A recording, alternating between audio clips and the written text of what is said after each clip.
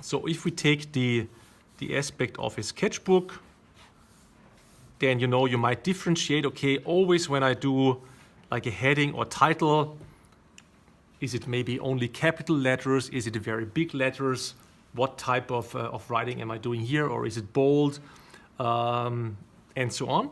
And what size and what format is then the second level? So this would be the first, and this would then be the second, and then maybe you have some plain text, which maybe is less readable, but if you have the structure of a first and a second level, then that's okay, because then you can recognize quite a bit. And the same is true for a flip chart page, because also there you will have to decide, okay, what type of writing or what style is like my first level, and what style is like second levels, and what style is like third level.